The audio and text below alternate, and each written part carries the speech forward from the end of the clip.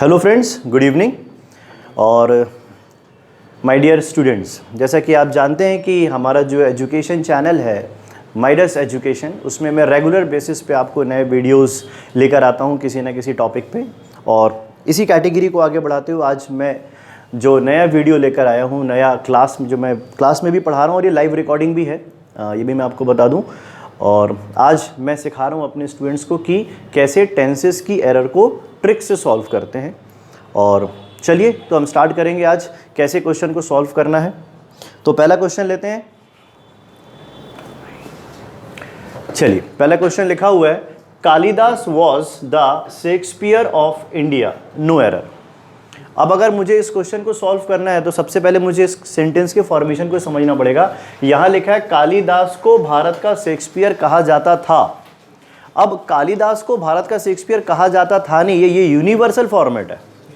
अब जो चीज़ पहले से भी हो रही है और अभी भी हो रही है, अगर यूनिवर्सली एक्सेप्टेड है तो हम इसे पास्ट टेंस में नहीं लेते हैं। तो अगर मुझे इस क्वेश्चन को सॉल्व करना तो सबसे पहले ये ध्यान रखना पड़ेगा कि कालिदास को भारत का शेक्सपियर कहा नहीं जाता था, बल्कि कालिदास को आज भी भारत का शेक्सपियर कहा जाता है। तो इसका आंसर क्या होगा बताइए? ये जो वॉज है, इस वॉज की जगह क्या होगा? इज। यस, वेरी गुड, इसका राइट आंसर है। यहां वॉज की जगह हो जाएगा, इस वॉज की जगह हो जाएगा इज, क्योंकि ये एक यूनिवर्सल सेंटेंस है और यूनिवर्सल सेंटेंस कभी भी हम पास्ट टेंस में नहीं लेते हैं। ठीक है, बात समझ में आ गई? नेक्स्ट क्वेश्चन पे चलिए नेक्स्ट सेंटेंस लेते हैं। दूसरा क्वेश्चन है, she is weeping for hours. She is weeping for hours, इसका मतलब वो घंटों से रो रही है। She is weeping for hours, इसका मतलब है वो घंटों से रो रही है। देखो, एक बात हमेशा ध्यान रखना, जब भी आपको ये क्वेश्चन सॉल्व करना हो, यहां क्या लिखा हुआ है? वीपिंग मतलब रो रही, और इज लिखा है तो मतलब रो रही है। अच्छा, और यहां पर टाइम भी दिखा दिया, टाइम भी दिखा दिया। तो यदि किसी सेंटेंस में टाइम का भी यूज हो और कंटीन्यूअस टेंस भी आ जाए, यदि किसी सेंटेंस में टाइम लिखा हो, क्या लिखा हो? टाइम लिखा हो, प्लस आगे चल के सेंटेंस में नहीं, सॉरी, यदि कोई सेंटेंस में कंटीन्यूअस टेंस लिखा हो, जैसे इज वीपिंग लिखा है, कंटीन्यूअस टेंस हो, और आगे चल के क्या लिखा हो? टाइम लिखा हो, तो ये सेंटेंस गलत माना जाएगा। हमेशा ध्यान रखना, कंटीन्यूअस टेंस के साथ जब भी टाइम का यूज हो तो गलत है। टाइम के साथ हमेशा कंटीन्यूअस नहीं बल्कि परफेक्ट कंटीन्यूअस का यूज होगा। क्या होगा? टाइम के साथ कंटीन्यूअस टेंस का यूज नहीं होता है, टाइम के साथ परफेक्ट कंटीन्यूअस टेंस का यूज होता है। तो इसका मतलब यह है, शी इज वीपिंग नहीं होगा, शी इज वीपिंग नहीं होगा। यहां पर क्या होगा? इसका सही आंसर क्या होगा? इज वीपिंग को हमें हटाना पड़ेगा यहां से, बल्कि इसकी क्या पे होगा? She has been weeping. क्या होगा इसका answer? She has been weeping. हमने ऐसा क्यों किया? क्योंकि कंटीन्यूअस टेंस के साथ टाइम था, और कंटीन्यूअस टेंस के साथ यदि टाइम आ जाए तो सेंटेंस क्या हो जाएगा? गलत। आपको क्या करना पड़ेगा? परफेक्ट कंटीन्यूअस में करना पड़ेगा। Got the idea? आगे चले, चलो नेक्स्ट क्वेश्चन लेते हैं।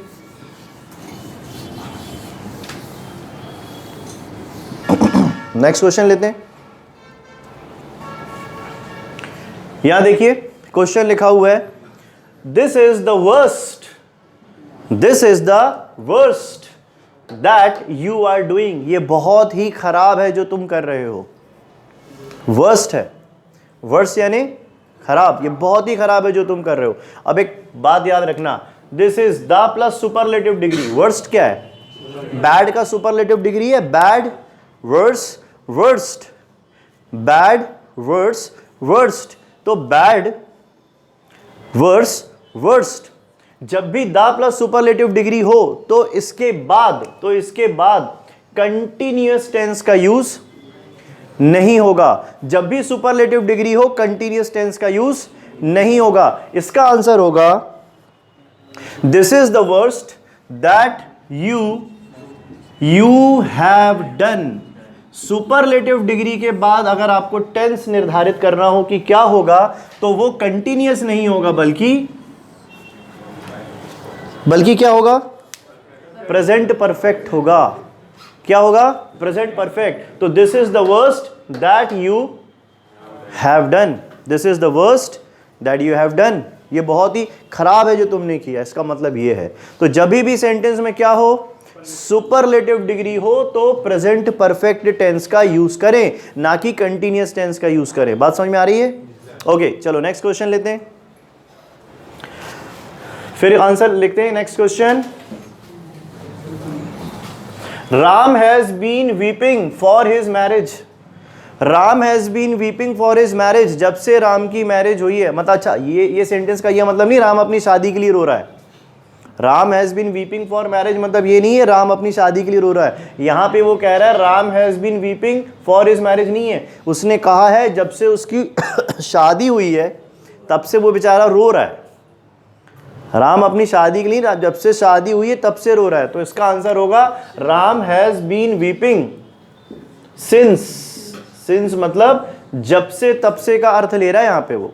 Ram has been weeping since his marriage. क्या हो जाएगा answer? Ram has been weeping since his, मतलब फॉर हिज मैरिज नहीं, सिंस हिज मैरिज, जब से शादी हुई है। आई बात समझ में?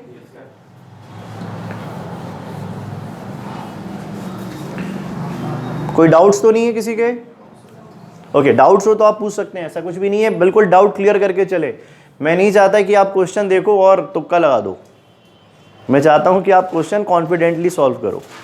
ठीक, चलो नेक्स्ट क्वेश्चन लेते हैं।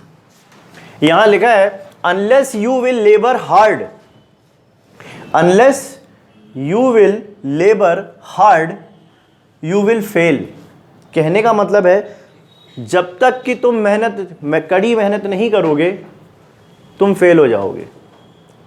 सोचिए, जब तक तुम कड़ी मेहनत नहीं करोगे तुम फेल हो जाओगे, ये कहा गया।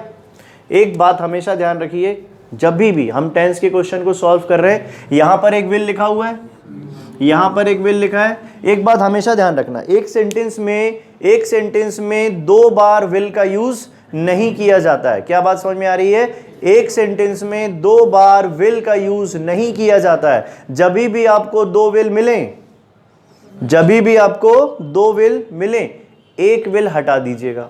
और उसका भी एक बिल्कुल शॉर्ट एंड स्वीट तरीका क्या है?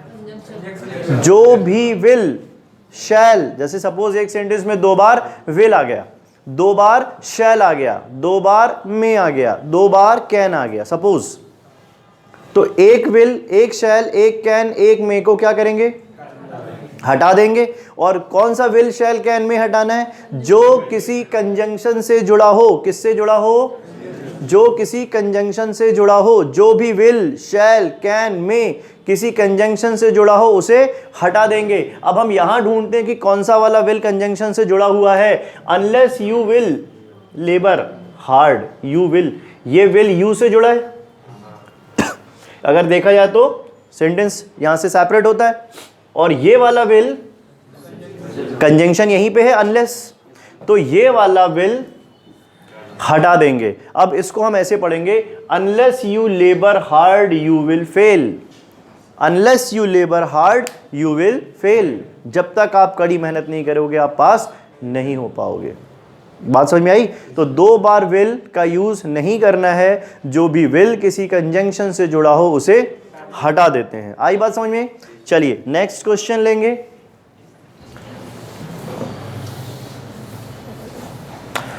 अब लिखा हुआ है it is the first time when I met him. ये पहली बार हुआ जब मैं उससे मिला हूं। This is the first time when I met him. यहां पे लिखो this is the first time. यदि किसी सेंटेंस की शुरुआत इस तरीके के स्ट्रक्चर से हो, कैसे स्ट्रक्चर से हो? This is the first time, this is the second time, this is the next time, this is the last time. कौन से वर्ड आए? First time, second time, third time, last time. तो इसके आगे वाला वाक्य, इसके आगे वाला सेंटेंस हमेशा प्रेजेंट परफेक्ट टेंस होता है। कौन सा टेंस होता है? Present perfect tense. तो इसमें क्या लिखा है? When I met him. When I met him. ये मेट हिम क्यों? ये सिंपल पास्ट है ना, मीट की सेकंड फॉर्म लिखी हुई है। इसका मतलब ये है ये पास्ट इंडेफिनिट में लिखा हुआ है, मतलब गलत है। हमको क्या करना पड़ेगा? क्योंकि सेंटेंस की शुरुआत कहां से हुई? It is the first time. तो वाक्य जो होगा, सेकंड से जो सेंटेंस होगा वो प्रेजेंट परफेक्ट टेंस पर होगा। तो it is the first time when आई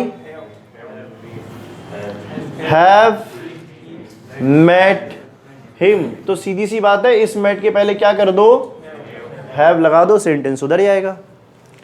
बात समझ में आ गई? किसी सेंटेंस की शुरुआत किससे हो, this is the first time, second time, third time, तो आगे वाला वाक्य क्या होगा, प्रेजेंट परफेक्ट टेंस होगा। ठीक, चलो आगे चलें। चलिए नेक्स्ट टूल लेते हैं, नेक्स्ट क्वेश्चन लेते हैं।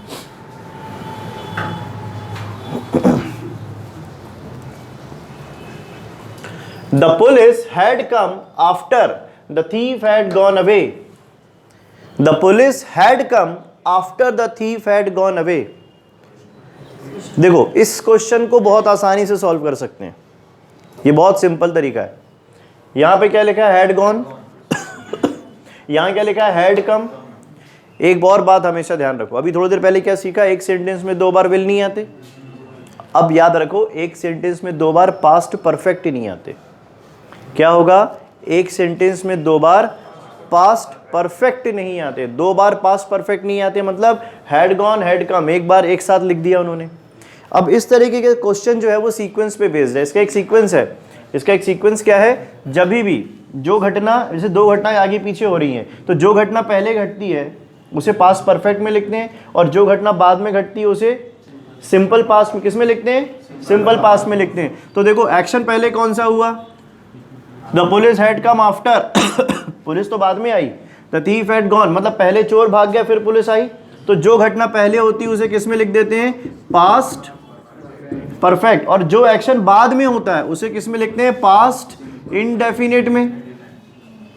ठीक है, और इसका फॉर्मूला क्या है, इसका फॉर्मूला क्या है, एस पी यानी past indefinite simple past after past perfect, ये एक फॉर्मूला है, S P A P P, है ना। अब S P A P P वाले फॉर्मूले को हम इसमें पुट कर देंगे, the police had come after. अब देखो यहां पे क्या लिखा है, आफ्टर, तो जो आफ्टर है, आफ्टर के पहले क्या होगा, सिंपल पास्ट, बाद में क्या होगा, पास्ट परफेक्ट। तो हमारा आंसर क्या बन जाएगा, द पुलिस हैड कम नहीं, द पुलिस केम। यहां पे आंसर क्या होगा, द पुलिस केम, ना कि द पुलिस हैड कम, क्योंकि एक सेंटेंस में 2 बार पास्ट परफेक्ट का यूज नहीं होता है। और आफ्टर हो तो आफ्टर के पहले वाला सेंटेंस पास्ट इंडेफिनिट होता है और बाद वाला पास्ट परफेक्ट होता है। इस सेंटेंस में आफ्टर यहां लिखा हुआ है, इसलिए इसका आंसर ये होगा।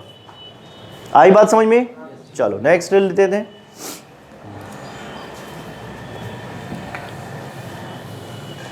फिर लिखा हुआ है, my father told me that, मेरे फादर ने मुझे बताया, my father told me that necessity was the mother of invention. मेरे फादर ने मुझे बताया था कि आवश्यकता आविष्कार की जननी थी। नहीं, मेरे डैडी ने मुझे क्या बताया कि आवश्यकता आविष्कार की जननी है, अभी भी है। जो भी नए नए इन्वेंशन होते हैं वो ज़रूरत की वजह से ही होते हैं ना। तो जो नेसेसिटी है यहाँ पे वो वॉज नहीं होगी, वो तो हमेशा यूनिवर्सल है। जो यूनिवर्सल वो हमेशा प्रेजेंट पे। अभी थोड़ी देर पहले भी एक सेंटेंस आया था कालिदास वाला, तो कालिदास वाला सेंटेंस भी उसी पैटर्न पे बना हुआ और ये क्वेश्चन भी इसी पैटर्न पे है। तो हम इसकी जगह क्या कर देंगे, सॉरी वॉज की जगह क्या कर देंगे, इज कर देंगे। आगे बात समझ में? कोई डाउट किसी को? चलो आगे देखते हैं। हाँ बोलिए। हाँ, टोल्ड सेकंड फॉर्म है पास्ट का, टेल का second form, tell, told, told. और टोल्ड देखते ही हम समझ गए पास्ट टेंस है, लेकिन उससे कोई लेना देना नहीं है। देखो अपना एक रूल जरूर पड़ा हुआ, पास्ट का सेंटेंस के आगे पास्ट होता है, पर ऐसा नहीं है। यहाँ पे क्या हो रहा है, पास्ट से जरूर हुआ सेंटेंस, लेकिन जो यहाँ का सेंटेंस है, जो अंदर वाला सेंटेंस है, दैट के बाद वाला, यहाँ से यहाँ तक, हाँ यहाँ से यहाँ तक का सेंटेंस यूनिवर्सल है, इसलिए हम इसको नहीं बदल सकते। अगर ये यूनिवर्सल नहीं होता तो बदल लेते। आई बात समझ में?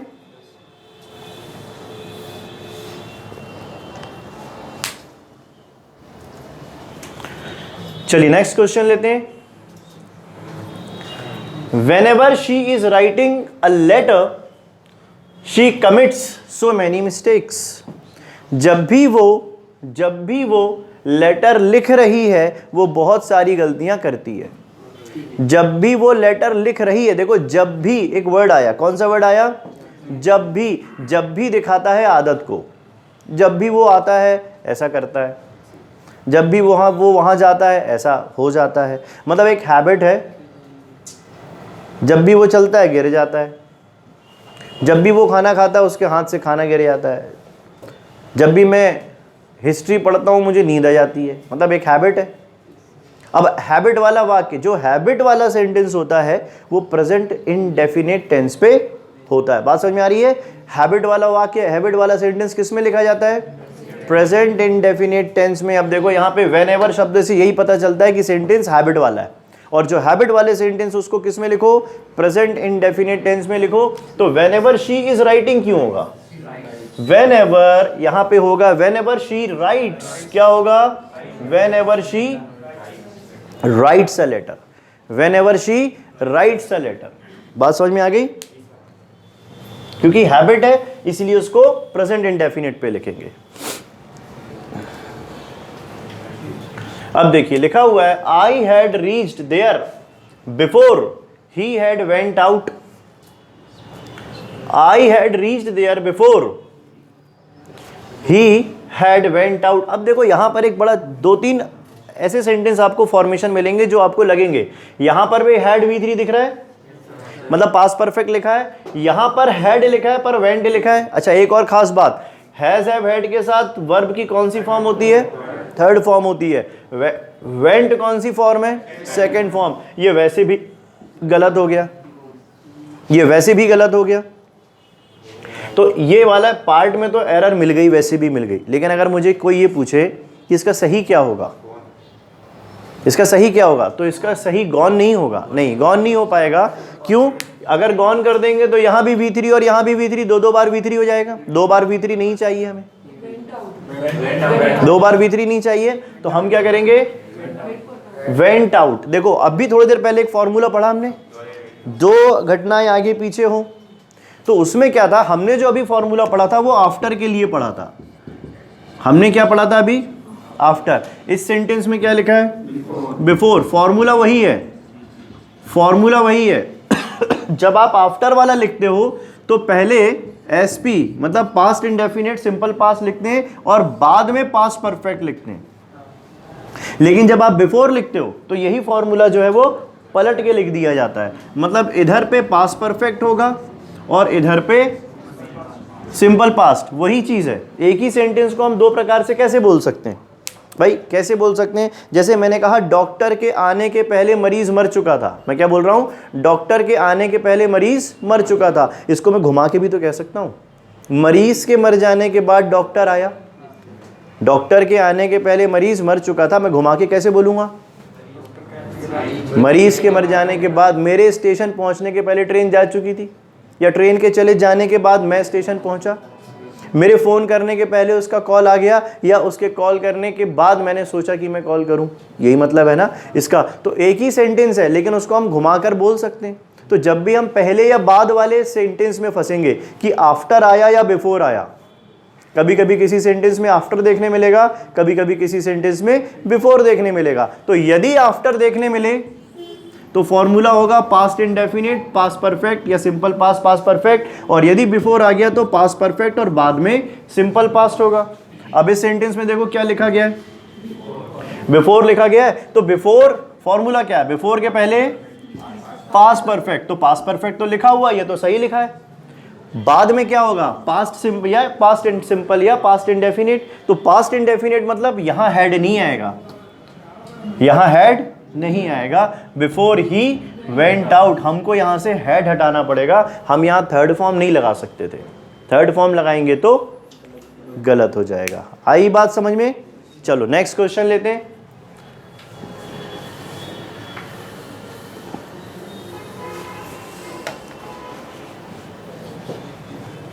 आप पढ़िए क्या लिखा हुआ है? She said to Mohan that she has met him previous day. मतलब उसने मोहन से कहा था कि वो उससे पिछले दिन मिल चुकी है ना। अब एक देखो बड़ी सिंपल बात है, हमने एक रूल पढ़ा हुआ है, पहले भी पढ़ा है कि यदि किसी सेंटेंस की शुरुआत पास्ट टेंस से हो तो आगे वाला वाक्य भी पास्ट टेंस होता है, एक रूल है। अब यहाँ पे क्या लिखा? She said to Mohan. Said word से क्या पता चलता है? Past tense. सेड शब्द से क्या पता चलता है?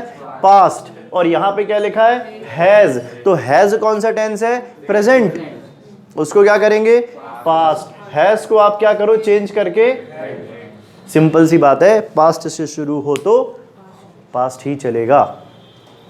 आई बात समझ में? चलो नेक्स्ट रूल लेते हैं, next question.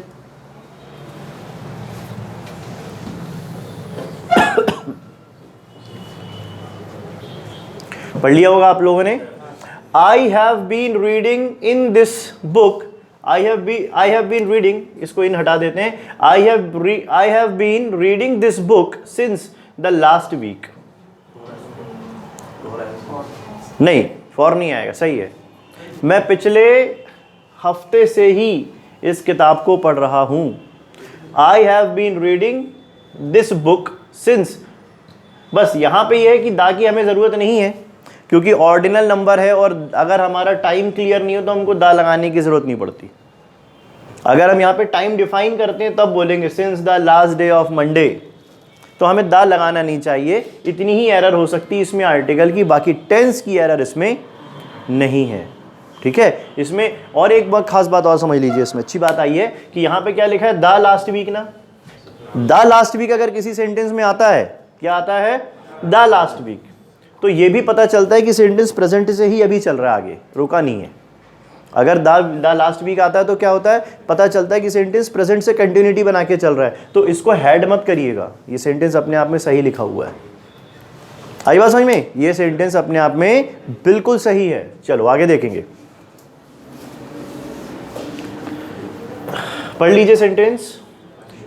As soon as I will reach Bhopal I will inform you, जैसे ही मैं भोपाल पहुंच जाऊंगा मैं तुम्हें इन्फॉर्म कर दूंगा। जैसे ही मैं भोपाल पहुंच जाऊंगा मैं तुम्हें इन्फॉर्म कर दूंगा। इसका मतलब देखो, फिर से वही वाली बात आई, थोड़ी देर पहले भी सीखा था। एक यहाँ पे विल आया, एक यहाँ पे विल आया। हमने क्या सीखा अभी, एक सेंटेंस में 2 बार विल का यूज, एक सेंटेंस में 2 बार विल का यूज नहीं करते, तो एक बार विल हटा देंगे।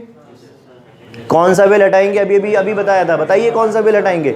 जो भी विल किसी कंजंक्शन से जुड़ा हो, जो भी विल किसी कंजंक्शन से जुड़ा हो उसे हटा देंगे। अब देखो, एक विल, 2 विल, ये वाला विल किससे जुड़ा, as soon as. As soon as क्या है, कंजंक्शन है।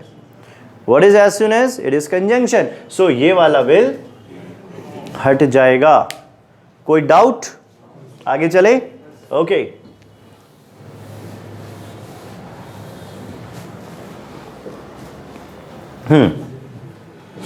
He is feeling that he will get good marks. वह ऐसा सोच रहा है कि उसे अच्छे नंबर मिल जाएंगे। देखो, फीलिंग वाला जो वर्ड है ना, यही गड़बड़ है।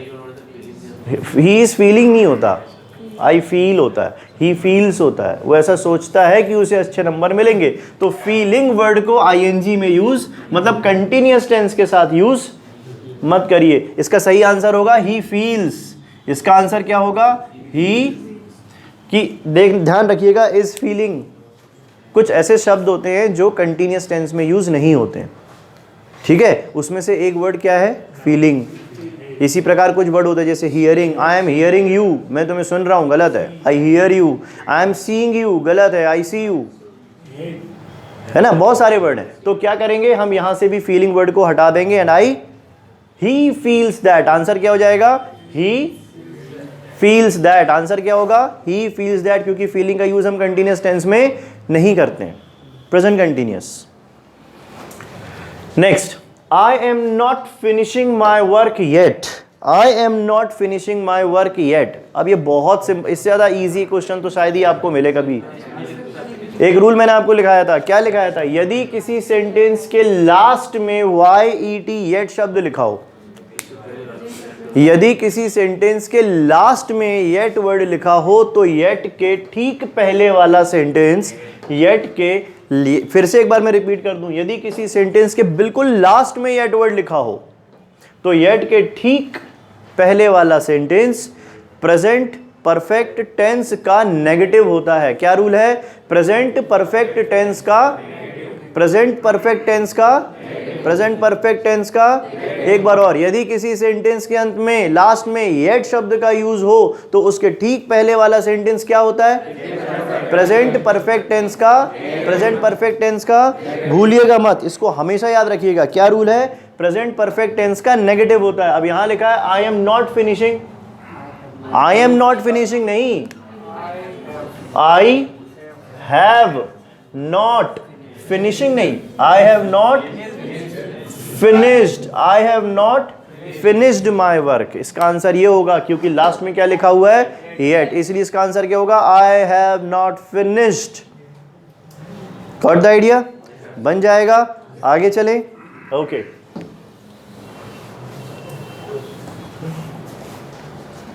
Next, Ram and Shyam are learning English for 2 hours।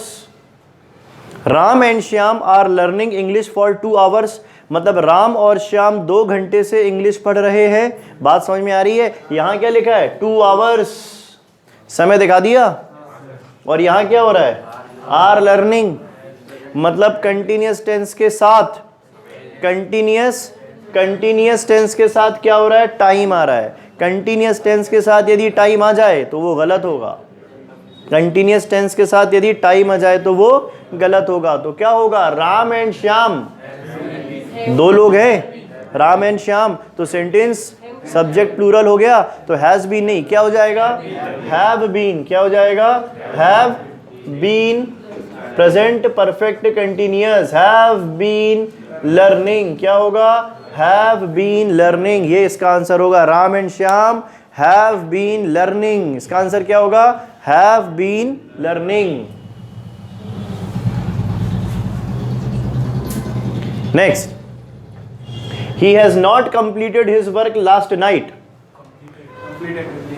ठीक है नहीं, यहां पे क्या लिखा है, कंप्लीटेड नहीं होगा, यहां पे क्या लिखा है, लास्ट नाइट। अब एक रूल याद रखो, last night, last day, last month, last year direct लिखा है, एगो लिखा हुआ है, तो इसके पहले वाला वाक्य सिंपल पास्ट या पास्ट इंडेफिनिट होगा। हालांकि सिंपल पास्ट नहीं, पास्ट इंडेफिनिट ही होगा। ठीक है, तो पास्ट इंडेफिनिट होगा मतलब हैज नॉट नहीं आएगा, ही डिड नॉट आएगा। क्या आएगा, ही डिड नॉट कंप्लीट। ये कंप्लीट तो सही लिखा है, हैज देखकर कंप्लीटेड मत करिएगा, आपके नंबर कट जाएंगे एग्जाम में। क्या करना पड़ेगा, ये तो कंप्लीट सही लिखा है, क्योंकि डू डज डिड के साथ वर्ब हमेशा फर्स्ट फॉर्म पर होती है। तो हम यहाँ पे क्या करेंगे, डिड। क्यों कर रहे हैं हम डिड, क्योंकि यहाँ क्या लिखा है, लास्ट नाइट। क्या लिखा हुआ है, लास्ट नाइट, लास्ट मंथ, हमने लिखा हुआ रूल है ना, याद है, last night, last month, last year, ago, ये वाले वर्ड होते हैं, इनके साथ क्या लगा देते हैं, पास्ट इंडेफिनिट टेंस। और आगे देखते हैं,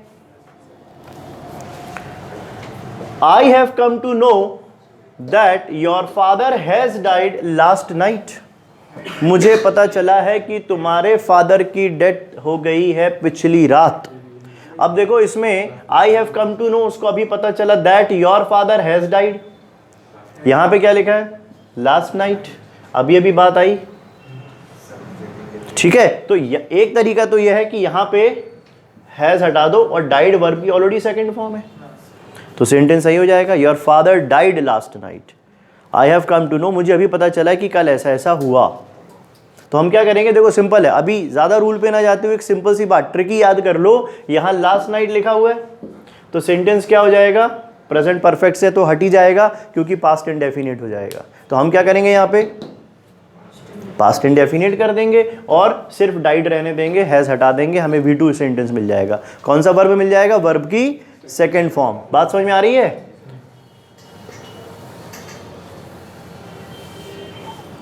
नेक्स्ट क्वेश्चन पे लेते हैं। She says that she will take her umbrella in case it will rain। कितना इजी क्वेश्चन है, फटाफट बन जाना चाहिए। आई थिंक बन गया होगा।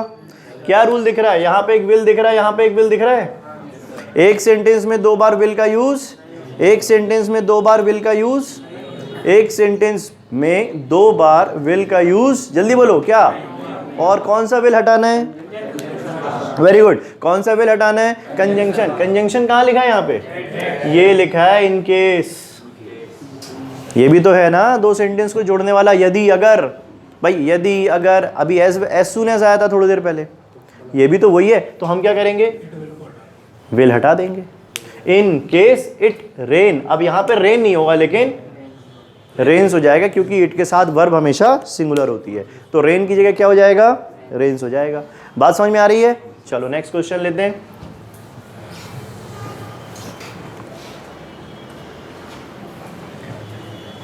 It is high time you are starting this work said my friend to me, ये सही समय तुमने ये काम शुरू किया, ऐसा मेरे दोस्त ने मुझे कहा। अब देखो फिर से वंस अगेन याद रखिए, किसी सेंटेंस की शुरुआत किससे हो? It is high time. अभी थोड़ी देर पहले भी ये सेंटेंस सीखा था, लेकिन तब इट इज हाई टाइम नहीं था, तब था it is first time, it is second time, ऐसा था ना। अब क्या फर्स्ट सेकेंड थर्ड नहीं, नंबर गायब है उसमें से। फर्स्ट टाइम हो तो प्रेजेंट परफेक्ट लगाओ, first time, second time, third time, next time, last time, ये लिखा हो तो प्रेजेंट परफेक्ट लगाओ। अभी क्या लिखा है? It is high time, first time तो नहीं लिखा है। It is high time, it is great time, it is the time, कहीं ऐसा लिखा हो तो इसके ठीक आगे वाला सेंटेंस, इसके ठीक आगे वाला सेंटेंस पास्ट इंडेफिनिट टेंस होगा। क्या होगा? Past indefinite tense. कौन सा टेंस होगा? Past indefinite tense. Very good. तो it is high time you are starting, of course ये गलत लिखा हुआ है, यू स्टार्टेड। क्या होगा? सेकेंड फॉर्म लिख लो, यू स्टार्टेड, स्टार्टिंग हटा देना, क्या हो जाएगा? You started. बात समझ में आई? Got the idea? Next rule पे चलें। ओके